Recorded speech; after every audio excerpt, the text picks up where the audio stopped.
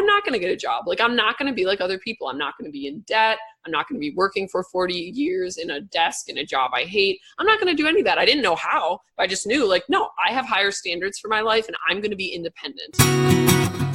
My name is Paul Harvey and this is Life, Passion and Business. We're about helping you explore, finding your passion for life and the work that you do.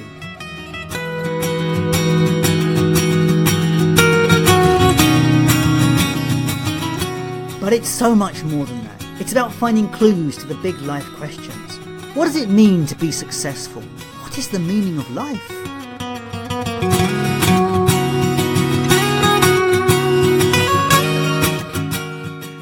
If you're looking for more, then join me on this journey where together we will discover through interviews, tools and tips how to live life full of meaning, passion and purpose.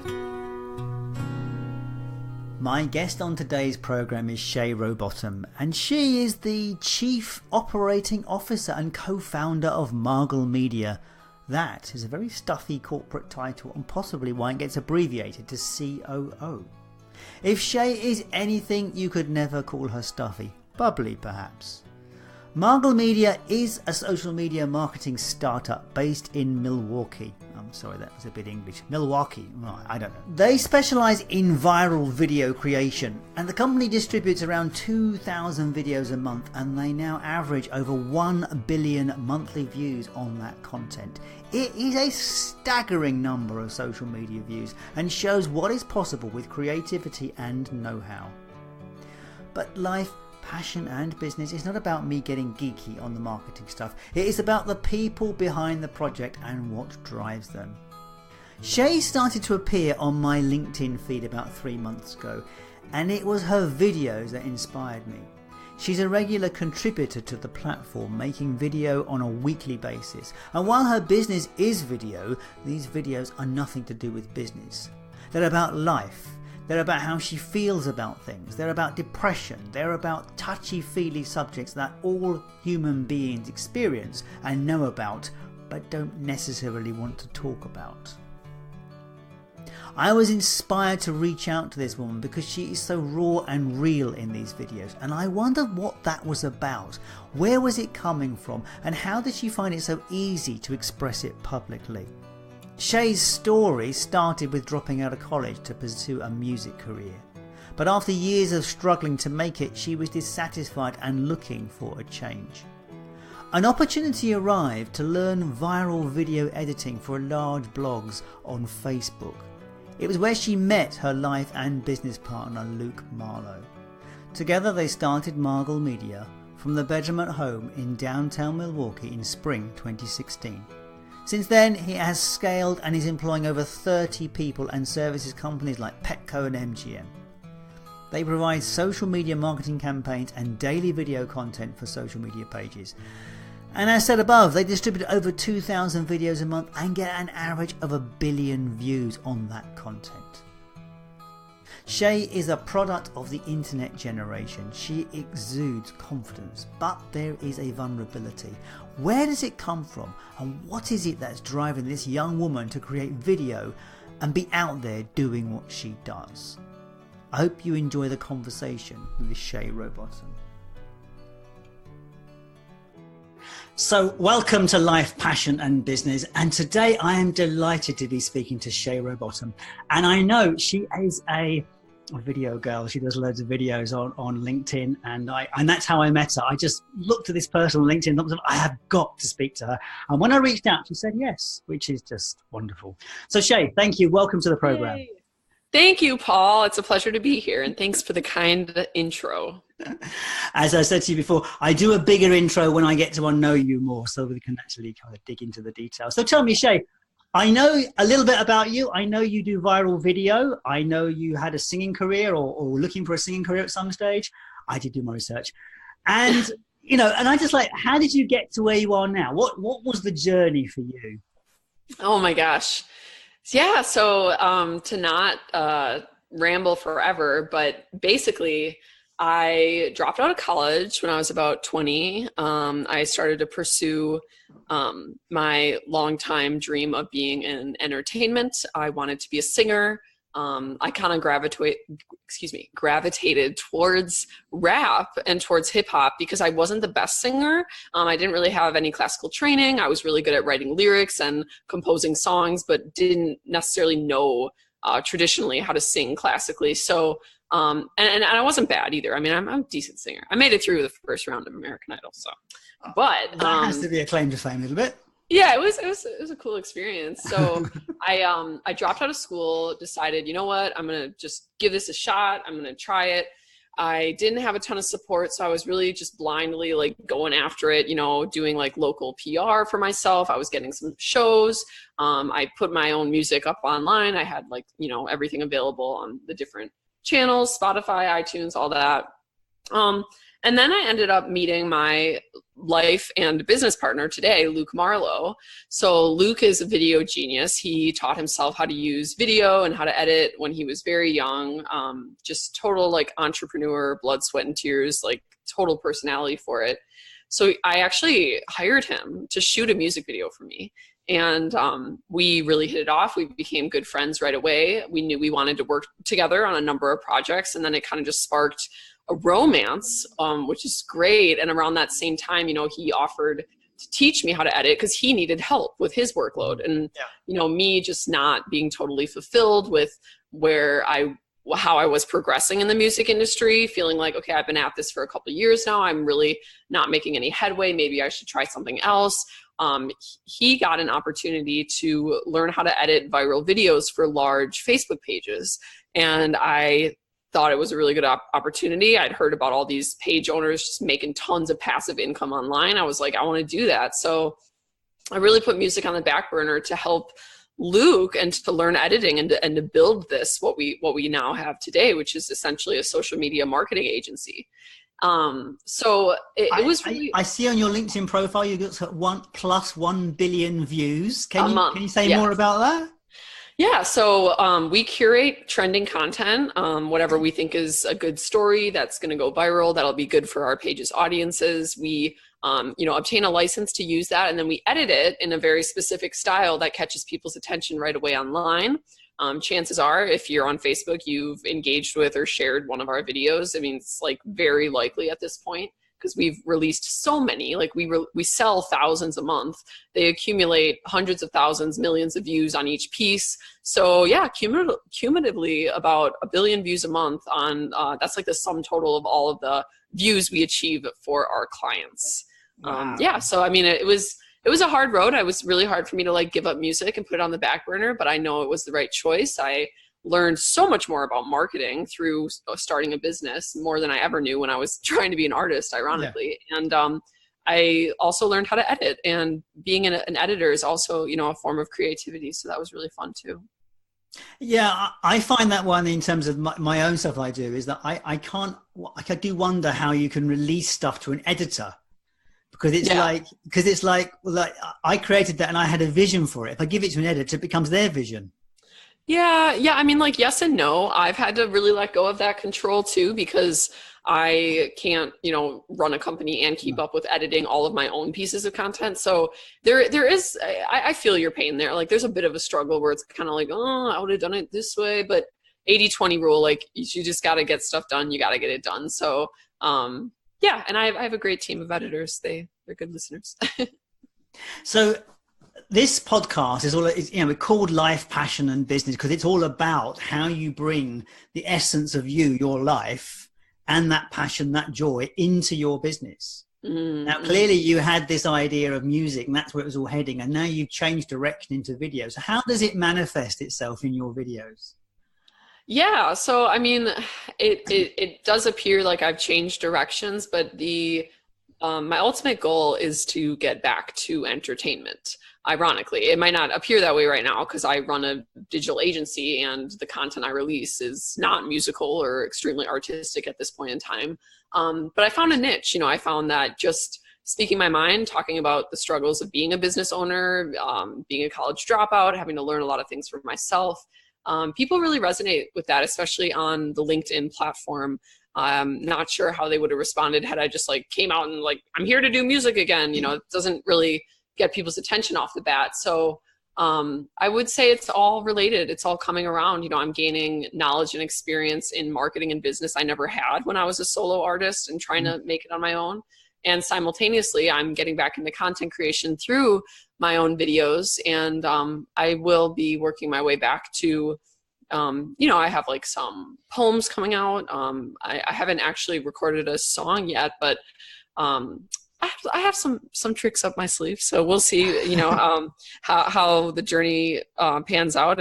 But I do know that it's kind of taken me back there where I always wanted in the first place. What attracted me to this conversation, I think, is because I've seen you on LinkedIn. I've been following you for a while on LinkedIn, and your videos are not about business.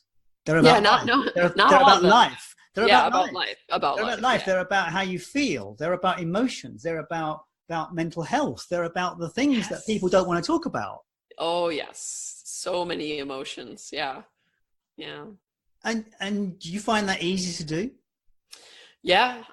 So I mean, like, that's something I kind of get told a lot, is like, oh, you're so brave. You talk about things that like, oh, I could never open up about that. Or I could, you know, it's funny because I don't really particularly feel brave. Not that I don't appreciate the compliments, but, people say that to me. They're like, you're so like, how do you muster up the courage to do this? It's like, I'm like, what? Like, you know, I think I was kind of suppressed growing up from being able to express these like really raw and like sometimes even uncomfortable or controversial thoughts, that it threw me so much in the other direction of just wanting to be free and wanting to be open and having an audience that is comfortable with me opening up. So people say I'm brave.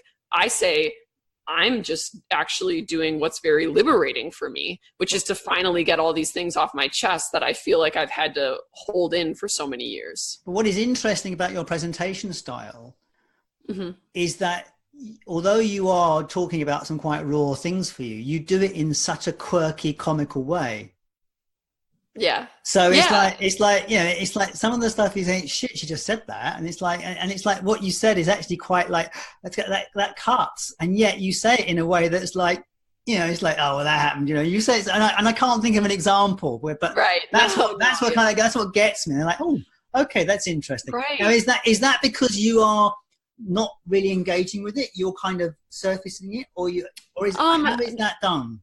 Well, I think it has more to do with trying to normalize it for people. Okay. You know, I think if I present it in a really heavy way that makes people feel like, oh, this is so rare or bad, or this is a big deal, it's like it perpetuates that belief that like we shouldn't really talk about these things, you know. But if I really make light of it, make a joke about it, make it like, this is my experience, how many people also experience this, like I find that it's easier for the audience to then also feel comfortable opening up about their own experience, like, oh yeah, me too.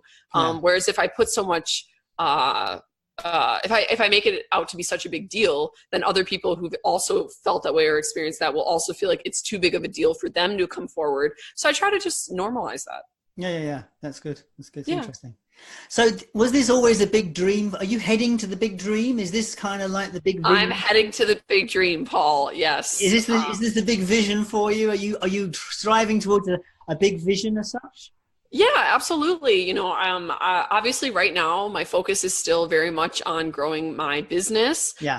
So I can only allocate so much time to growing my own personal brand, but they kind of go hand in hand. The bigger my personal brand gets, the more leads come to the business. So I don't really think anyone's complaining there. No. But obviously the goal is independence. I would, you know, eventually like to exit from running such a big agency and kind of focus more on my solo career, my speaking career. I plan to be an author. I want to write a lot of books, and, you know, ultimately leading back towards, like I touched on earlier, that sort of entertainment life, not even necessarily just music, but I definitely see myself in the future having my own show, my own talk. I always say I want to be like Ellen. I'm the next Ellen. Like, yeah, good one. I love Ellen. You know, I can see me kind of ending up in a similar situation like that. Yeah. I can see that. It's nice to have like something to aim at like that, isn't it? Really. Yeah, exactly. You know, and I think one thing that really strikes me about her is that she's always doing things to make people feel good. Like she's always doing these charitable acts, like this single mom in Kentucky totally deserves this grand prize of 50 grand for her son's college, or like whatever, you know, like just it's so heartwarming and inspiring. And I think the world needs more of that. I'm not saying my show would be all feel good. I definitely talk about the real stuff, but you know, like I really admire her for that. And I think that's like really important to have that sort of influence on a community. So how does this feel different from when you were growing up? Do you feel as though this is where you expected to be? Oh man, I mean, that's kind of a loaded question. Who knows where they're going to be when they're a kid? I think, of course not. But yeah, some people do. Some people have a real clear picture where they're heading. Yeah. I think I do. I was a very ambitious kid. I mean, very ambitious. Just from the time I was a small child, I was very outspoken, very flamboyant. You know, like I said, I've always been in entertainment. It shows. Yeah. When I was little, like I was like the life of the party. I put on shows. I made all my friends be in a play that I'd written. Like, I was very, very motivated and very ambitious. And I think that my family was actually like not, they almost like frowned upon that. They almost kind of like hit me with and this is common, but you know, they kind of hit me with the like, that's not realistic. You got to get a job. You got to get all, and I was very like, no, I'm not going to get a job. Like, I'm not going to be like other people. I'm not going to be in debt. I'm not going to be working for 40 years in a desk in a job I hate. I'm not going to do any of that. I didn't know how, but I just knew like, no, I have higher standards for my life and I'm going to be independent. And I wanted to be a musician. You know, I just thought, back then I was so young, I just thought I'll become Britney Spears and I'll be fine, you know? But it really did manifest into something else, which is I learned how to make money online. I learned how to provide video content for blogs and publishers that needed to feed their audience. And I learned like all this new age marketing that I had no idea I would stumble upon, but it's very necessary if you want to grow in essentially any field in 2018. So I would say yes and no. I would say yes in that I am the independent go-getter I always planned to be, but I would say no in that, you know, the music career didn't exactly pan out for me and I'm not Britney Spears right now. It's interesting because you touch on my next question in a way. It's like, you know, I mean, I'm of the generation that was sold the success story. Okay. I don't think you're quite of that generation, and I wouldn't ask how old you are, but you're significantly younger than I am. Yeah, no, I'm 26. Yeah, you're half my age. That's okay. Half my age. We can be great friends, Paul. We can be great friends. It's all good. Yes. It's all good. But I was sold the story of study hard, work hard, get exams, go out and get a good job, find a partner, settle down, have children, buy the house, and you can retire. And that's what I was sold. And I think your generation has the advantage that no one believes that anymore. Yeah. No, thank you for framing it like that. It is an advantage. So what is your definition of success? Independence, freedom, being able to influence others, being able to create. I love creativity. I'm very much at my core an artist, you know, not just like with the videos I create, but I write poetry, I write songs. I used to be a painter. I always joke that it's like, if a tree falls in a forest, no one's around, do they hear it? If I create something, but there's like no audience to appreciate it, does it exist? You know? So it's kind of always equally for me been about the creation process, which is very fulfilling, but also getting an audience to engage with that process and to appreciate whatever it is I've created is equally important to me. And I'll admit that. I know not everyone likes attention, that's fine, but it is a driver for me. It is a motivator for me. So my idea of success is building my own brand, my own following, and getting that attention, but in turn, it not just being like a vain, hollow attention, but I'm actually providing something here. I'm actually adding value to these people's lives is my version of success. Yeah, that sounds good. It's interesting to touch on the art thing, because it's like that is a really interesting topic about art, because obviously we're all an artist on some level. We all create something. Yeah. I think we're all born artists. We do. I mean, we all create. People may like, oh, I'm not an artist. You are an artist somewhere. Yes. You do. I mean, whether it be creating food on the table or something else. And of course, if you're an artist creating food, the family still have to eat it. But the question is like the actual creative art, when you start having things lying around that you've created. It's like, how do you judge what to do with those things? It's quite an interesting challenge you point out. It's like, as you say, does it exist and no one sees it? Yeah. That's how I feel. I respect that there's different personalities out there who maybe just the creation of it is it, and they're fine. And like, that's fulfilling to them. That's it. It could sit in a closet. They don't, I speak personally when I say, for me, I need someone to see what I've made. Otherwise it's like, it's useless. I have a bit of a running joke here because, where I live, there always seems to be, whenever I go to a craft fair, there's always seems to be some old guy in the corner who's been turning wooden bowls. Yeah. And I kind of get to think there must be this thing that kind of overtakes them. That somewhere the world needs more wooden bowls, because you wonder what everyone does with these things, because they turn a few wooden bowls and they start to take over the house. They don't have to do craft fairs to get rid of them all. Anyway, that's hilarious. It is, but isn't it a bit daft? So look, it's interesting you've got this journey where you're on. And so where is, do you have a 5-year or 10-year plan? Is there a particular plan that you're going to say, right, that's it? Or is it? I have a 4-year plan. Because it's 4 years until my 30th birthday. But definitely my plan is to eventually exit Margle Media, the company I founded. And from there, I would like to invest in building my own brand. Like I said, kind of focused on building that following of people who are also hungry, also interested in real content, who are interested in personal development, growth, and just like alternative ways of living and thinking. I think, whenever there's like a trend following the crowd this way, I become more skeptical in those cases. I always try to challenge to go the other way. Well, like, hey, what are we missing here? This is what everyone's doing. What if I did it this way? And I also encourage my followers to think that way. So I want to build that up. I want to really get on a speaking tour in that I love public speaking. So I obviously, I like being on stage. I'm really quite a good writer, not just musically, but I write speeches. Like I gave the commencement speech at my high school graduation, stuff like that. So I do really look forward to getting on the speaking circuit. I think I have a ton of value to provide there. I'm going to write a book. I'm going to write multiple books, and I'm going to have a show, much like you, Paul. So I look forward to all those things. So do you have any processes or routines that you do to keep yourself healthy and moving forward? Yeah, definitely. So I don't know if you saw this, but I actually released a LinkedIn video a while back about curing my asthma.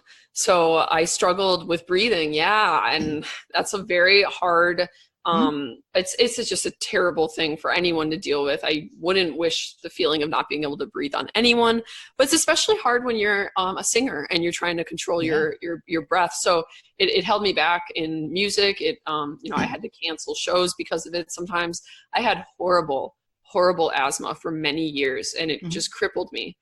And I actually cured it. And I cured it through doing breathing exercises every single morning when I wake up. So fancy that. Very simple solution. I have heard of this. I have heard this years ago about this. So, it's kind of sad how so many Western doctors that I saw over the years never, I mean, you could argue that it was fairly obvious, Shay. Why couldn't you think of that on your own or get into meditation and yoga? Whoop-de-doo. But, I was fed a lot of inhalers. I was given steroids multiple times. These doctors were and these inhalers were expensive. I mean, I paid a couple $100 a month just for my medication. Wow. So think about all the money I've saved too, right? So I finally decided to go visit an alternative doctor, and she's an Indian woman. And she, what's it called? Ayurvedic medicine. Yeah. So and she actually was an MD, but she decided to leave because she didn't agree with, the heavy doses of opiates that they were like forced to prescribe people and stuff like that. So very bold woman. I respect her greatly. And I went and saw her, and she said, this is what you need to do every morning. She laid it out for me. It's like a 4, 7, 8 breathing exercise where you inhale for 4 seconds, hold it for 7, and exhale for 8. Repeat, repeat, repeat. Eventually, I think it was like literally like 3 weeks into doing this routine, my asthma just completely subsided, and I haven't used my inhaler since, and that was almost 2 years ago. So you do it every day, this routine? Yeah, well, and it's funny you say that because like I try to do it every day, but I don't even need to do it every day anymore because it's like it's gone. I just needed to like reteach myself how to breathe from the tummy. You know, a lot of us we're taught to do like chest breathing, like that's wrong. So I think it was like actually quite mechanical. I switched up my diet a lot. You know, I stopped eating like gluten and sugar and dairy and just cleaned up my whole act. And I really try and just maintain that. Like I said, I won't lie. I definitely miss some meditation in the morning some days, but overall I found that has had a huge impact on my breath in my life. Yeah. What I find, and I was talking about this today actually to another entrepreneur today, is that I find as an entrepreneur that my mindset goes up in a spiral and down in a spiral. And there's no set point on the spiral.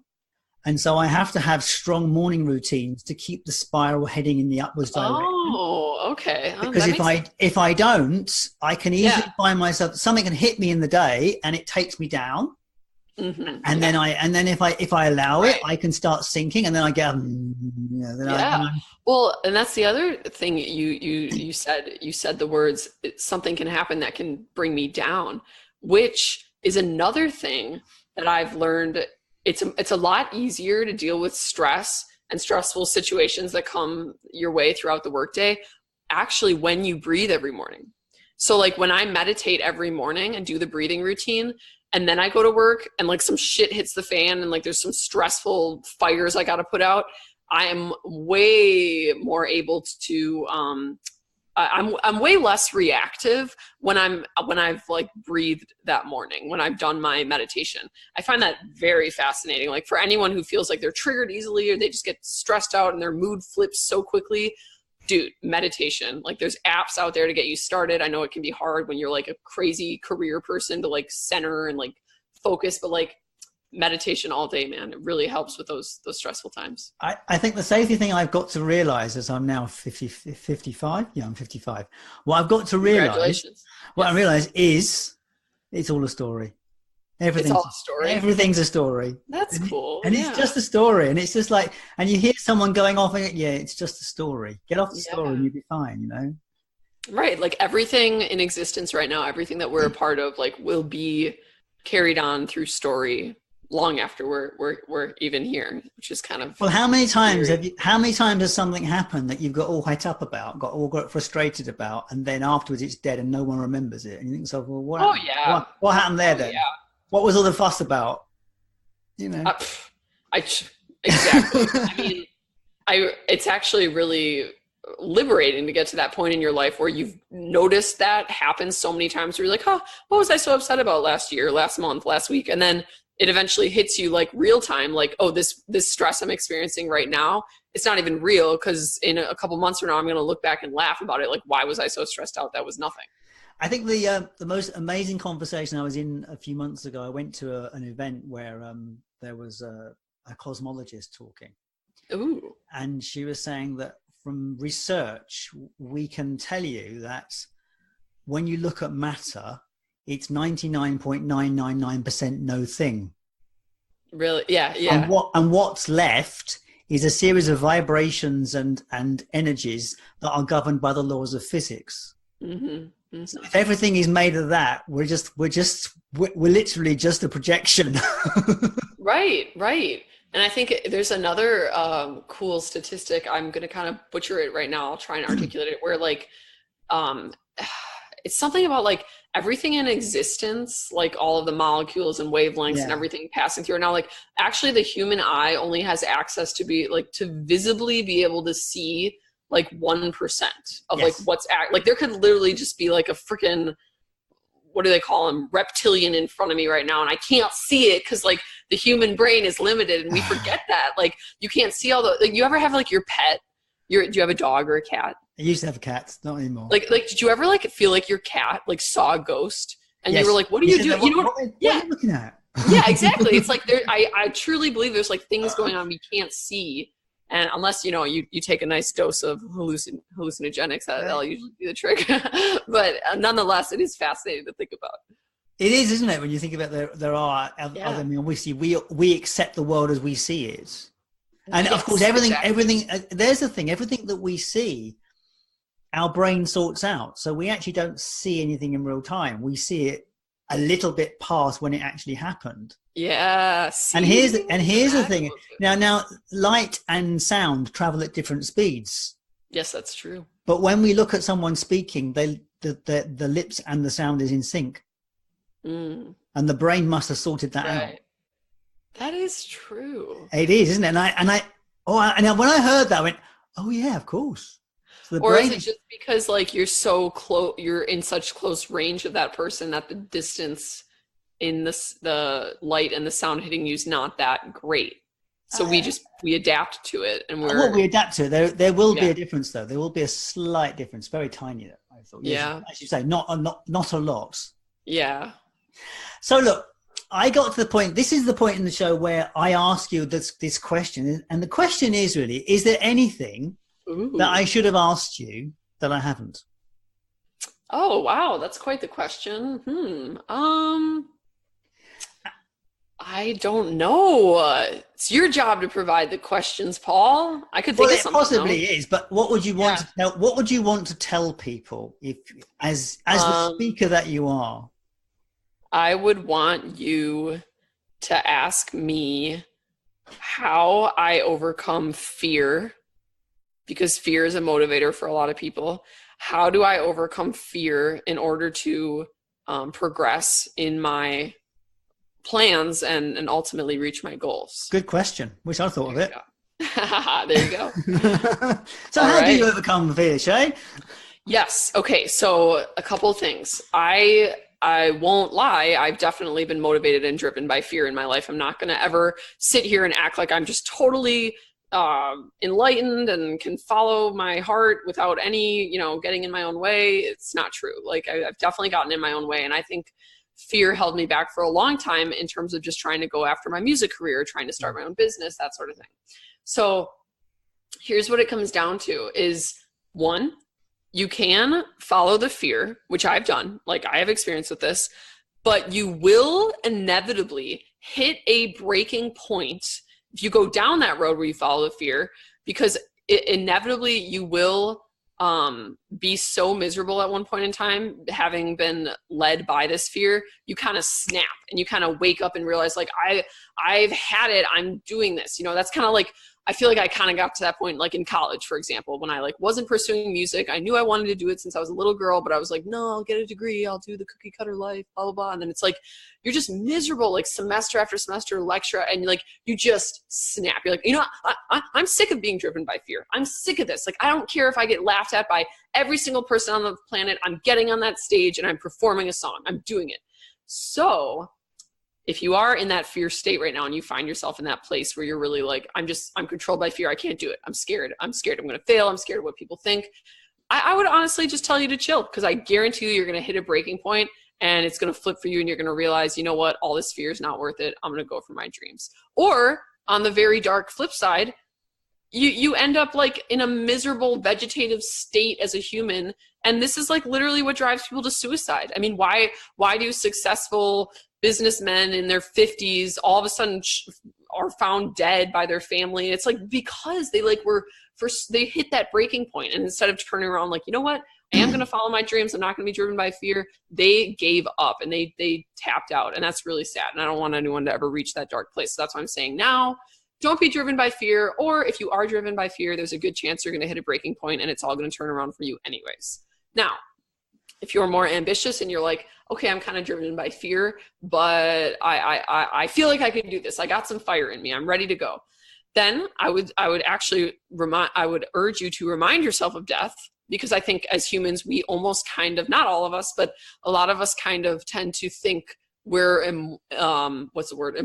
Like we'll live, we have all the time in the world, especially if you're in your 20s. You tend to be like, oh, I'm going to just go out again this Friday, go party. Yeah, whatever. Like time in the world. Like, no.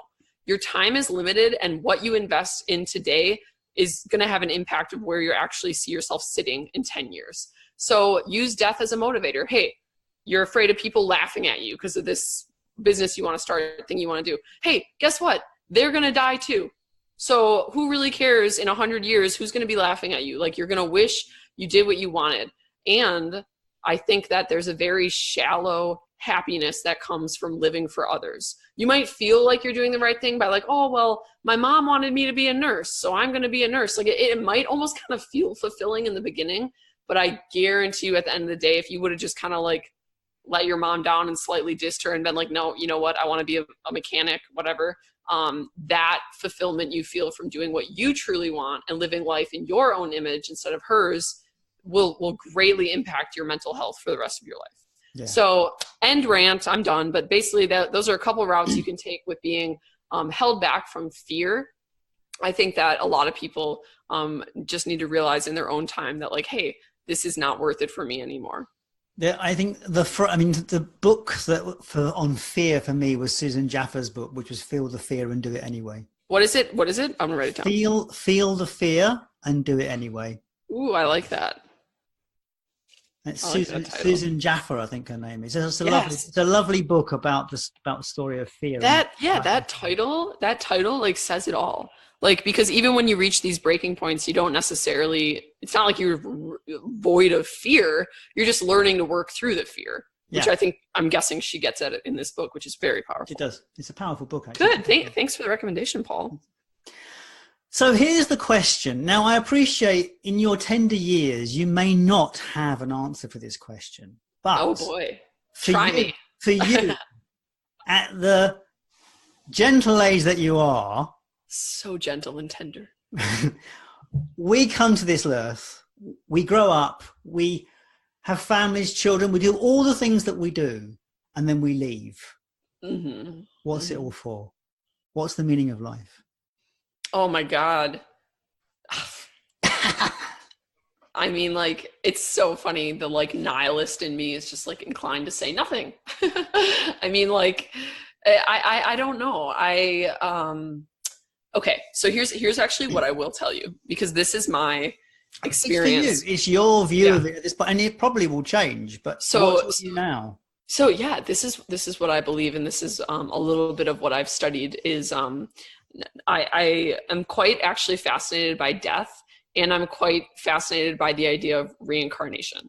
So I've read quite a few books on death, on reincarnation, different people who've, dedicated their lives to studying death and, the rare accounts of people who come back from death and what do they experience and keeping all that documentation. And there's a really great book. It's called, what's it called?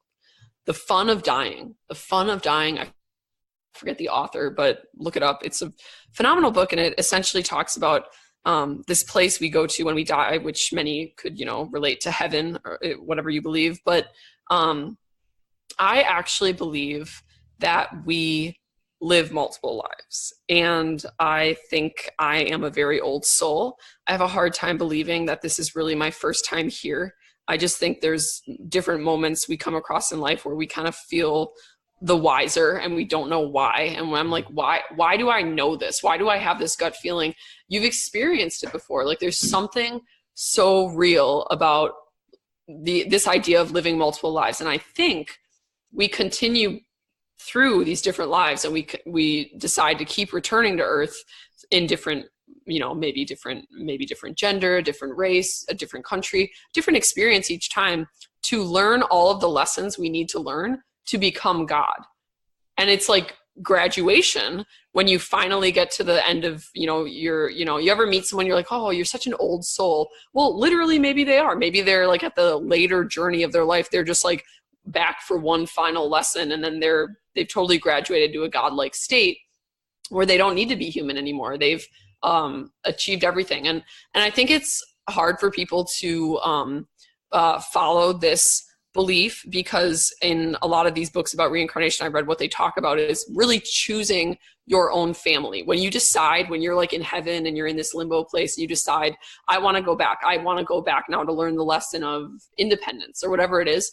You choose your family, and you choose specifically what to be born into. Now, a lot of people would argue like that's absolute crap. You're saying that people choose to be poor and abused, and it's like, I don't know. I'm not going to say this is like my life's work. It's just a hobby of mine. I'm very interested in death and reincarnation, but I do think there's a lot of truth in that. And I do think we choose our own struggles. We choose, I'm going to go back to earth. Yeah, I'm going to have like an alcoholic dad who's a total dick, but like it's to teach me this one lesson that I'm not evolved here yet. And then when we finally get through all of the different lives, we've learned everything we learn, we become a god.